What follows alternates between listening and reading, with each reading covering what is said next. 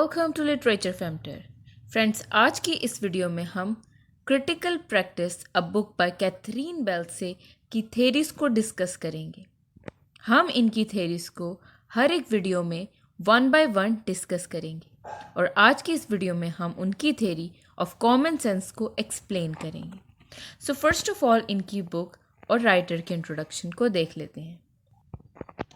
Friends, Catherine बेल्से 1940 में England में पैदा हुई और Catherine Belsey began her education at Somerville College, Oxford. यहाँ पर उन्होंने बीए ऑनर्स की डिग्री ली और उसके बाद उन्होंने यूनिवर्सिटी ऑफ वॉरविक में एमए और उसके बाद पीएचडी की डिग्री ली। प्रोफेसर बेल्से का मेन एरिया ऑफ वर्क था कि वो implications of post culture theories for aspects of culture, history and criticism को डिस्कस किया था उन्होंने।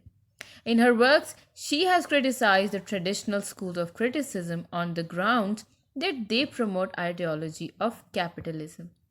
इन्होंने बहुत सारे theories को like theory of Chaucer, Althusser, Lacan, Derrida and Roland Barthes, इन सब की theories को उन्होंने डिस्कस किया है अपनी इस बुक में। बेल्से ने अपनी बुक क्रिटिकल प्रैक्टिस में बहुत सारी theories को डिस्कस किया है in order to find meaning of the text. और सबसे पहली थेरी जो हम डिस्कस करने वाले हैं that is the theory of common sense. और मैं आपको ये टॉपिक अपने हैंड रिटन नोट से समझाऊंगी। So without wasting any time let's get into the video. So first of all Catherine Belsey ने लिटरेचर की डेफिनेशन को एक्सप्लेन किया है कॉमन सेंस व्यू में। Common sense view in literature believes that literature reflects society. It tells truth about the period in which it was produced, about the world in general or about human nature। यानी कि according to common sense ये समझा जाता है कि जो literature है वो हमारी सोसाइटी को रिफ्लेक्ट करता है। यानी जितने भी इंसिडेंट्स हमारी सोसाइटी में हुए होते हैं, जिस टाइप के लोग इमर्ज हुए होते हैं, जो मूवमेंट्स इमर्ज हुई होती हैं, जो पॉलिटिकल कंडीशंस होती हैं, वो हमारा लिटरेचर जो है वो रिफ्लेक्ट करता है।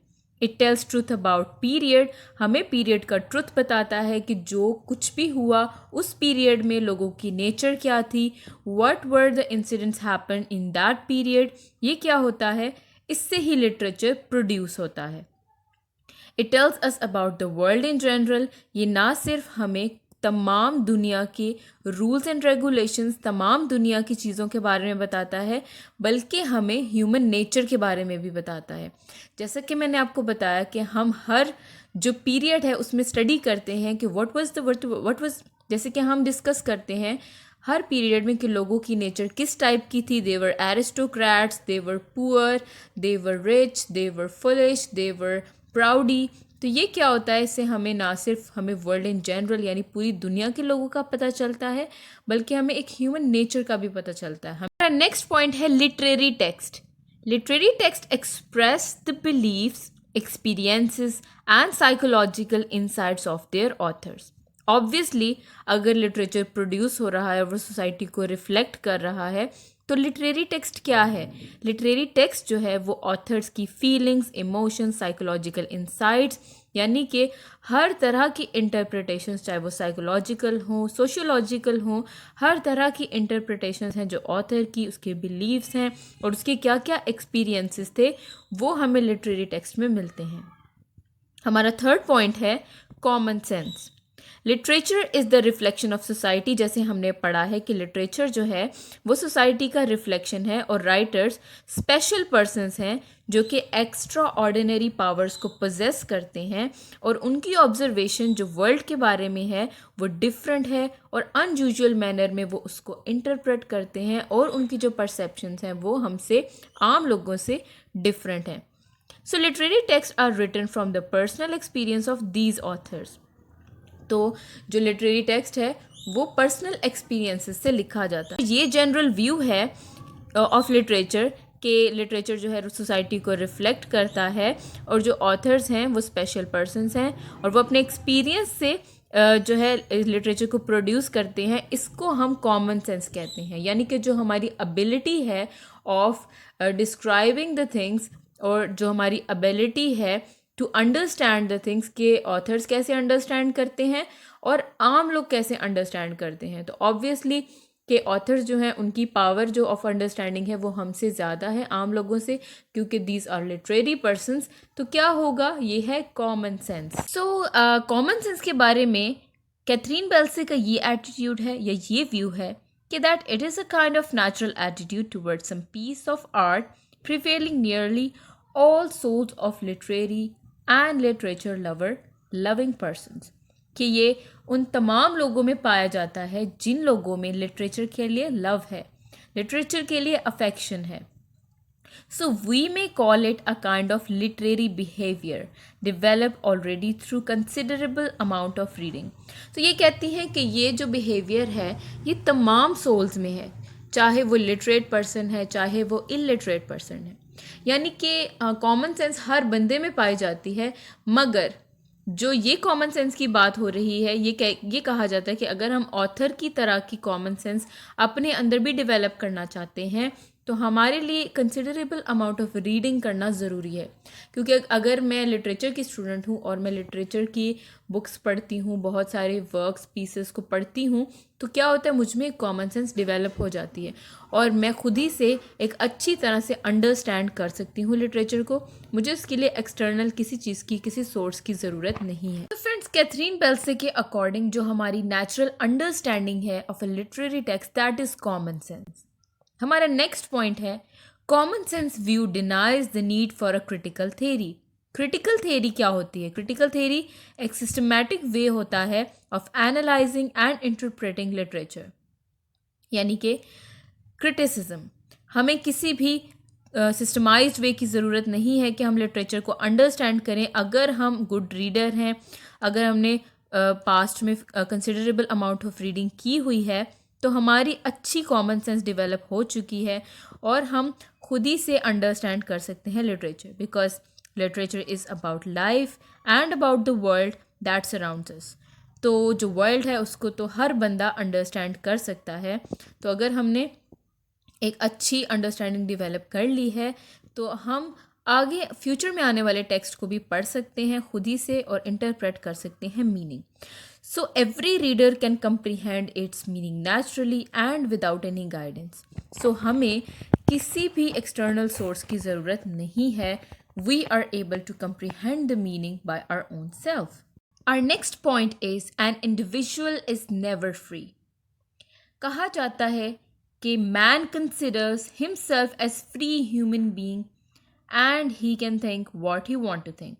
हम ये सोचते हैं कि हम जो है, हमारी सोच बहुत वास्ट है, हम फ्री हैं, कुछ भी सोच सकते हैं, ठीक है।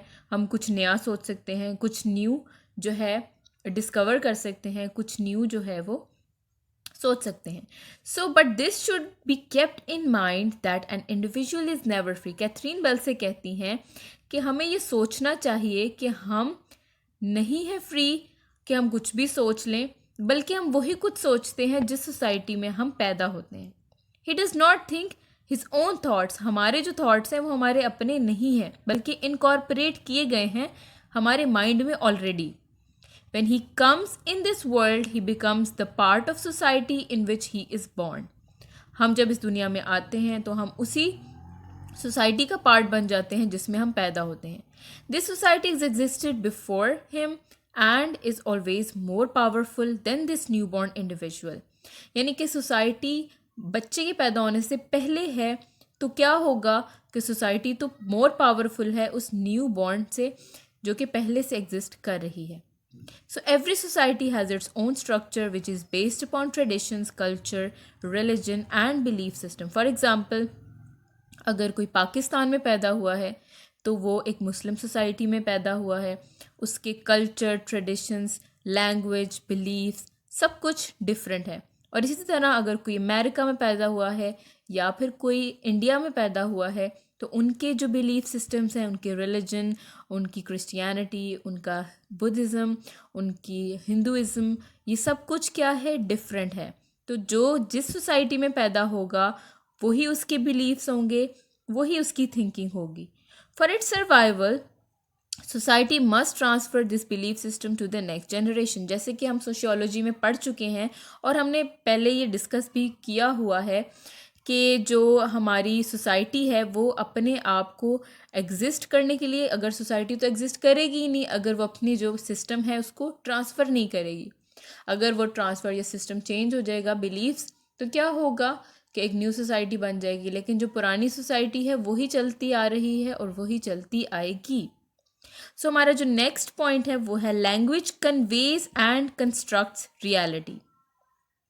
जब एक बच्चा पैदा होता है, when a child learns a language he unconsciously learns about the belief system of the society. अगर एक बच्चा एक लैंग्वेज को लर्न कर रहा है, चाहे वो अमेरिका में है, चाहे वो इंडिया में है या चाहे वो पाकिस्तान में है, तो क्या होगा कि वो अपना जो बिलीफ सिस्टम है ऑब्वियसली उसे भी साथ साथ लर्न कर लेगा। ठीक है, वो अपने रिलीजन को लर्न कर लेगा अपनी लैंग्वेज के थ्रू, और अपने कस्टम्स, ट्रेडिशंस और सारी चीज़ें, मैनरिज्म, सारी चीज़ें जो हैं वो अपनी लैंग्वेज के थ्रू लर्न कर लेगा। So friends, common sense theory के ड्रॉबैक्स को डिस्कस कर लेते हैं। So common sense is not natural and obvious. जैसा कि कैथरीन बेल से कहती हैं कि जो कॉमन सेंस है ये नेचुरली डेवलप हो जाती है और ये ऑब्वियस है हर इंडिविजुअल में। सो इसको देख लेते हैं। A writer cannot tell us truths about the world as he himself is the slave of language and indirectly conveys those concepts which are cherished by society. जैसा कि हम जानते हैं, अगर कोई राइटर सोसाइटी को डिपिक्ट कर रहा है या फिर कुछ भी वो लिख रहा है तो वो कम्प्लीटली हमें हर बात सच्ची नहीं बताएगा, उसकी लैंग्वेज चेंज हो जाएगी। या फिर क्या हो सकता है कि हम जैसे जानते हैं कि हम खुद एक स्लेव हैं लैंग्वेज के। मैं जिस सोसाइटी में पैदा हुई हूँ मैं वही लैंग्वेज बोलूँगी, मेरे वही बिलीव्स होंगे, वही थिंकिंग होगी। तो कैसे एक राइटर सच बोल सकता है? यानी कि अगर मेरा बिलीफ गलत भी है तो मैं उसको गलत ही बताऊंगी अगर मैं राइटर हूँ। तो मे बी वो जो बिलीफ है वो ट्रू हो और रॉन्ग हो, तो क्या होगा कि सच तो नहीं बताया फिर राइटर ने। If everything is based upon certain belief system and traditions, then it is obvious that common sense is also based upon a theory.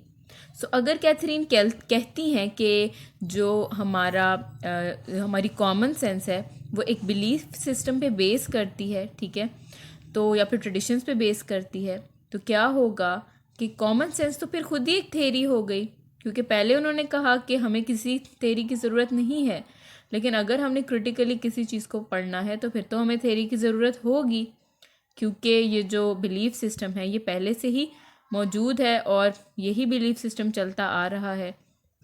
सो क्या होगा, ये खुद एक थेरी है। उसके बाद कॉमन सेंस जो है वो किस पर बेस करती है? वो 3 मेजर थेरीज पर बेस करती है। नंबर 1 इज़ ह्यूमनिज्म, यानी कि humanism was a philosophical movement which emphasize the fact that religion और god is not the source of meaning and reality. यानी कि ह्यूमनिज्म जो है उसमें फोकस किया गया था कि जो रिलीजन है और गॉड है that is not the source of meaning और रियलिटी। यानी कि ह्यूमनिज्म में ह्यूमन बीइंग्स ने गॉड और रिलीजन को साइड पे रख दिया था और उसके अलावा जो वर्ल्ड है उसको स्टडी किया था। सो एम्पिरिसिज्म है जो नेक्स्ट हमारी थ्योरी है, दैट इज़ कंसर्न विद और related to the common sense. ये कहती है empiricism is the theory that asserts that human being gain knowledge through sense perceptions through experiences. यानी कि जो एम्पिरिसिज्म की थ्योरी है ये कहती है कि जो ह्यूमन बींग्स हैं वो अपनी एक्सपीरियंसेस से और परसेप्शन से जो नॉलेज है वो गेन करते हैं। जो थर्ड थ्योरी है वो है idealism. Idealism is a philosophical और philosophy that upholds that experience is interpreted by mind और थॉट। यानी कि जो हमारे थॉट्स हैं और जो माइंड है वो क्लियरली जो है आपस में उनका इंटरलिंक्ड है, उनका रिलेशन है। तो जो हमारा इसमें माइंड है वो इन्वॉल्व होता है। जो हमारा ह्यूमनिज्म है उसमें क्या है, गॉड और गॉड को, रिलीजन को साइड पे रख दिया गया। एम्पिरिसिज्म में हमारी एक्सपीरियंसेस को कंसिडर किया गया और आइडियलिज्म में हमारे माइंड को कंसिडर किया गया। So, looking at the matter in this light, it becomes clear that common sense is not natural. ये natural नहीं है, artificial है, but it is the product of humanism and empiricist idealism. यानी कि common sense जो है वो develop की जा सकती है, मगर हर इंसान में ये नेचुरली नहीं पाई जा सकती. सो क्या हुआ कि वो खुद ही बता रही हैं that it is artificial and it is not obvious. I hope कि आपको आज का कॉन्सेप्ट समझ आया होगा. नेक्स्ट आने वाली वीडियो में हम एक्सप्रेसिव रियलिज्म को डिस्कस करेंगे. Thanks for watching.